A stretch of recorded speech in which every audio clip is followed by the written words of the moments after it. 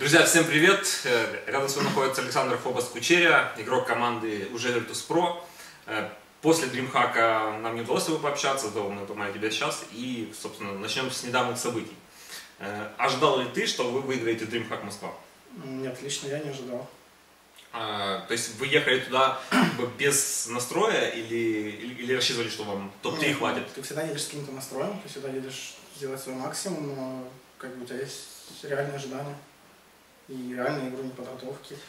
То есть сколько времени прошло с того момента, как вы собрались и поехали на первый лан? Месяца полтора. Ну, вот насколько мне известно, вы очень много тренировались с Нави, и, соответственно, был виндейт какой-то, что вы очень много проигрывали. То есть ты боялся играть с Нави на лан-финале, потому что вы, можете не проиграть. Я не боялся, но я понимал, что наши шансы победить низки, вот и все. Ну, вот конкретно, когда вы играли с Нави, ожидали ты, что вы их выиграете? Ну, первоначально нет, но потом, после пары игр у нас хорошо пошло, а у Нави на лане так себе, потому шансы выросли. А почему? То есть у вас пошло, потому что вы нашли свою игру, или Нави как новый состав еще не собрались? Нет, ну просто разные человек играют по-разному в онлайне и лане. Но у вас как бы опыта ланов тоже фактически не было. Вы же до этого никогда не видели там вот некоторых игроков новых. Да нет, у всех, по идее, много опыта. У всех, кроме Лива. Хорошо, Это старый опыт был. Тут главное особо не волноваться. То есть это твой совет уже как бы тем людям, которые хотят пробиться вот на лан-часть. Ну, типа того, да. Ладно, сейчас о новых игроках команды мы поговорим. Вопрос у меня такой. Ты как друг Дэнди, было приятно напихунять ему? Конечно. То есть вы обсуждали об этом после этого поражения, ты подходил к нему? Ну, у нас здоровая конкуренция, да, мы постараемся друг друга мотивировать. Если бы он выиграл, я бы тоже не особо расстроился. Но он это заслужил побольше. Хорошо. А можешь рассказать о своей программерской деятельности? То есть ты долгое время был программистом, потом возникло решение у тебя снова вернуться в киберспорт и начать играть. Как оно возникло, это желание? В смысле, долгое время был программистом. Программист — это просто мой профиль работы, на которой, не знаю, я учился, типа я работаю, мой род деятельности. А как бы чисто поиграть я решил попробовать, взять себе перерыв, там годик, и попробовать поиграть. Ну, то есть перспективы неплохие. Ну, то есть ожидания, по идее, положительные. Ты делал какие-то математические прогнозы того, насколько у тебя есть, там, не знаю, шанс составить конкуренцию? Конечно, конечно. Серьезно? Да, да. И в чем они заключались? Блин, от ожиданий, у тебя есть как бы ожидания того, сколько ты будешь там, или чего ты достигнешь, занимаясь программистом, сколько ты можешь достичь, занимаясь этим. Но вот у меня ощущение, что твое желание активизировалось после International, когда вот там 10 миллионов призовой фонд. Нет? Нет, абсолютно все. Хорошо. А ты был программистом и все это время, в принципе, играл там по вечерам, верно? Ну, не все время, но бывало. Да, чем заниматься. Но можешь вот рассказать, смотри, как ты как бывший программер с активным прошлым, ты играл, потом уменьшил. Каким прошлым? Ну вот ты играл на профессиональном уровне. Да, вот, да. Позже как бы забил на это и начал заниматься вот своей профильной деятельностью. И насколько было сложно вот играть, составлять, ты же играл все-таки там ММР с игроками по твоему уровню. А считал ли ты, что как бы скилл не пропьешь, он у тебя есть, и ты что бы ты делал, ты знаешь, как тут что делать, как тут что делать? Да нет, пришлось на самом деле заново еще учить, нарабатывать, тренировать и так далее. Все, что типа осталось, это чисто наработки какого-то тимплея, который тоже немного устарел. Все. Но в то же время вот мне тут достоверно точно известно. В некоторых случаях типа это были негативные знания, скажем так. Есть. Иногда лучше не знать, чем знать что-то не так, понимаешь? Может, то есть иногда лучше типа просто заново что-то выучить, не заново типа просто выучить, чем переучиваться. Потому что сложно перестроиться. Ну не сложно, типа, но просто больше работы нужно. Что я говорю, просто есть плохие знания. Ты когда уходил, ты еще, уже играл во вторую доту, ты знал ее механику, и сейчас, вот, скажем так... В смысле, куда уходил? Когда уходил, я имею в виду, вот из профессионального киберспорта.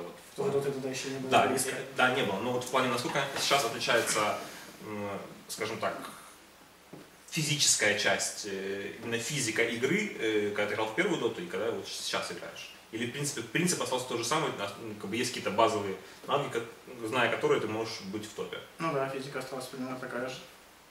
Ну, и ты как бы ее понимаешь. Ну, конечно. Хорошо. Физика, механика, да, все осталось такое же. Мне достоверно точно известно, что ты, вот, будучи программистом, долгое время работал еще у нас на сайте на Нави разделом ТВОП. То есть ты погружался в детали всех технических статей и всего остального. То есть фактически все это время можно сказать, что ты и учился. Да, но опять же это уже негативное знание, потому что вот вышел новый патч, и там кучу всего переделали уже. Ну вот, кстати, вот... Нет, то, что я учился, я знал процентов 90 из того. То есть ты передавал свои знания? Да, кучу, ну, я узнал много там дополнительной информации, которую не знал. Ну, немного, но, скажем так, при этом объеме это достаточно. К примеру, то, что там, не знаю, штормовая панда брюмастера, она может с инкинга диспелить его песок, и он типа выходит с инвиза, к примеру. Ну, то есть многие знали, многие нет. Ну, там куча всего. Но опять же, типа, сейчас все поменялось. Ну, не все, но много. И опять... Ну вот как раз таки по мотивам этого последнего патча, ну как бы, понятно, что некомфортно играть на турнире, когда... Патча нет, мы ни одной игры даже не сыграли. Но вот первое впечатление вот об этом патче, вот, можешь рассказать? Я не считаю, что вот система получения денег и опыта, мне кажется, она абсолютно неправильная. Многие ее хвалят, но она абсолютно нелогична. То есть, если ты нарабатываешь преимущество, ты должен дальше этим преимуществом пользоваться, типа, и наращивать его, то есть иметь какую-то стабильность, скажем так, за свои прошлые поступки. А тут, типа, что ты не делаешь, ты это можешь буквально потерять, не знаю, за минуту. Ну, в принципе, и раньше тоже одна драка меняла все. Не так сильно. Раньше в том-то и дело.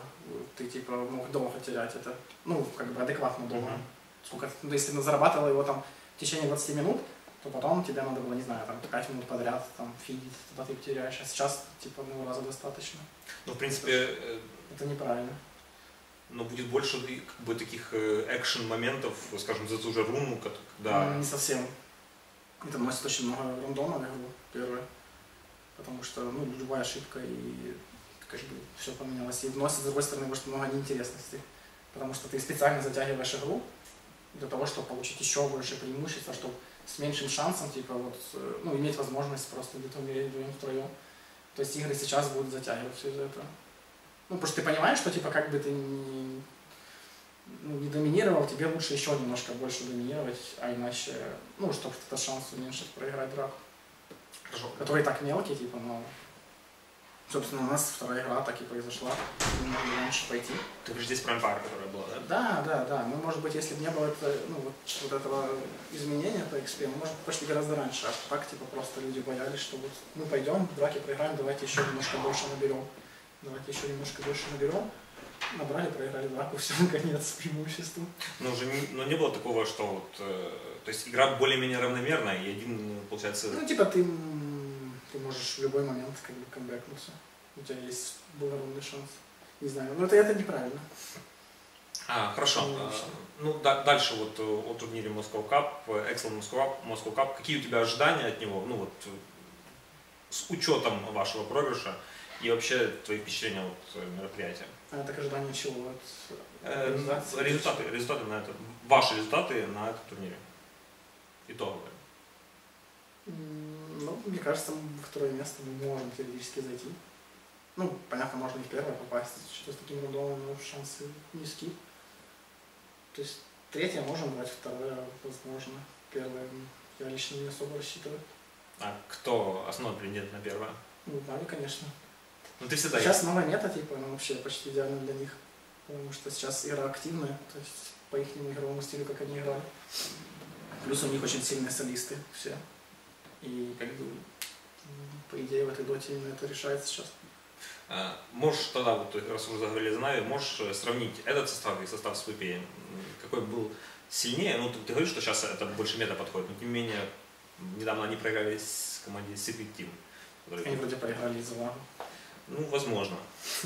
Что сравнивать? Ну, сравни как бы индивидуальный подход и общий стиль. Насколько ФНГ сильный капитан или сильнее, или больше подходят эти ребята по части пиков, подбора игроков? Не знаю, я не могу по скиллу сравнивать этих ребят, могу сказать, что по настроению, по атмосфере вот этот состав, по идее, гораздо лучше, чем прошлый. Сейчас это, ну, это команда, типа раньше это было там, не знаю, 2-2-1 или там 2-1-1 в таком духе, короче. Ну вот ты же общаешься с Дэнди, он тебе наверняка личные какие-то впечатления давал вот об этом составе. Да, ему Сами, да? все нравится, да. Хорошо. Сейчас он чувствует себя в комфорте. Ну, это главное. Твоя команда, тебе комфортно со своими тиммейтами? Не всегда. Почему?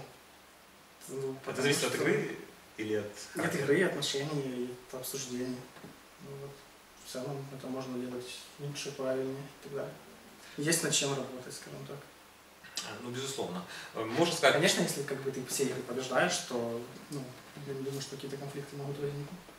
Чем больше проигрываешь, тем больше, не знаю, недовольства какого-то. Ну вот, можно сказать о том, как вообще пришло желание собрать эту команду, почему вы назывались NVMI, ну, то есть, как происходил этот creation этого состава? Изначально Артур как бы был не против со мной играть, то есть изначально в команде были я и он, и, собственно, название он тоже предложил. Вот. А дальше мы... То есть вы костяк? Наверное, да, можно так сказать. Вот. А дальше мы искали, соответственно, керри, саппорта и... Кто там еще нам нужен был? Капитан. Ну, капитан уже был. Второй саппорт, наверное. Не, и соло-лайнер. Еще на второй саппорт, это уже третий. Вот.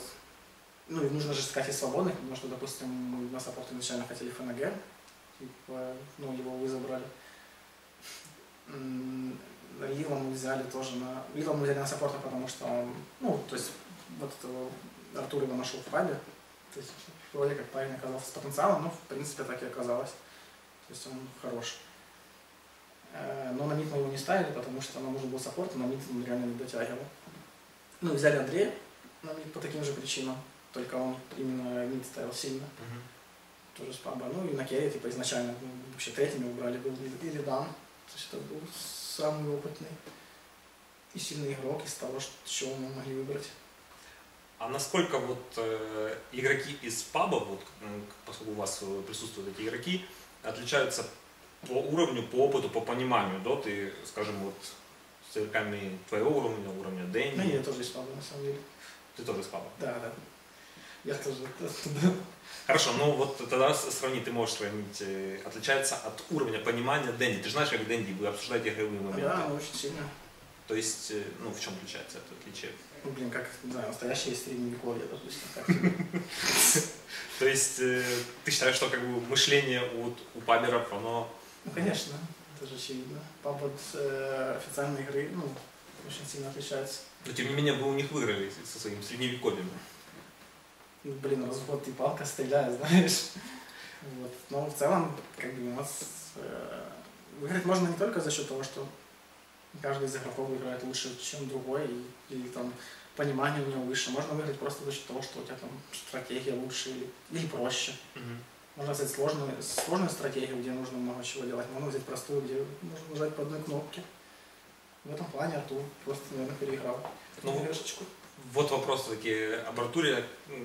Как у вас проходит процесс принятия решений? То есть Артур как эгоист тупей сам все решает? Или он советует с вами и ну, как бы коллективное решение принимаете? Насчет чего? Насчет пиков. Наверное, как все-таки больше как эгоист тупей. Ну, у вас же тоже, ну вы в любом случае советуете, или что он пикнул, то вы играете? Не знаю, мне все равно, что он пикнул, то я играю, я как бы ничего против не имею. А если ты не умеешь играть на этом герое? Я ему говорю, что я не буду на нем, я буду на нем плохо играть. Он как капитан выбирает, он может взять с тем, кем я буду плохо играть, а может быть тем, кем я буду нормально играть. Поэтому, ну это же нужно обсуждать до. Он меня спрашивает. Ага. Выясним. Да. Хорошо. Вопрос вот о вашем новом названии Virtus.pro Polar. Как произошло, кто вам предложил и почему вы присоединились именно к Virtus.pro? Я знаю, что были еще предложения. Ну, предложила Оля Коза. Это никнейм? Да, это была скорее ее инициатива. Я не знаю, но в общем суть в том, что предложение шло от нее. И само предложение, во-первых, было лучше, во-вторых, ну, организация известная. То есть это как бы и стабильнее, и правильнее, чем идти в какую-то малоизвестную или даже не профильную организацию. То есть я зовут организацию, которая в киберспорте там не была, или понимает мало, то ну, она и меньше будет делать, и меньше понимать, и, там, и ресурсов у нее будет меньше, и медиа меньше, ну, короче, всего меньше, все хуже. Мгм. Ну, и теперь вот Pro хороший очень выбор. теперь вот играть под Virtus.pro, ну, не ощущается ли какая-то тень от основного состава или конкуренция, потому что вы, ну, как бы условно вторые, ну вот.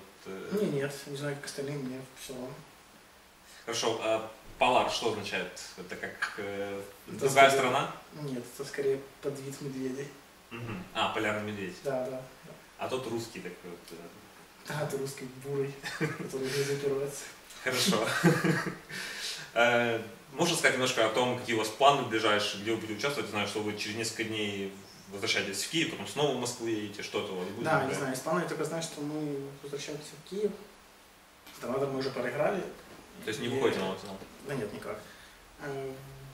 Если мы тоже проиграли, мы поедем, по-моему, 5 числа Игромир будет, мы поедем туда. А что там будет за игра?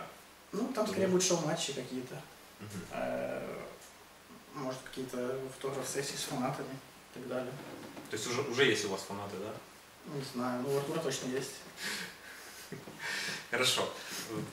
Спасибо, Саша, за такое интересное обстоятельное интервью. Какие-то приветы, пожелания, благодарности, все что угодно. Ну, спасибо вам, зрителям, что смотрите. Это будьте с Virtus.pro и с нами. Спасибо, всем пока. Давай.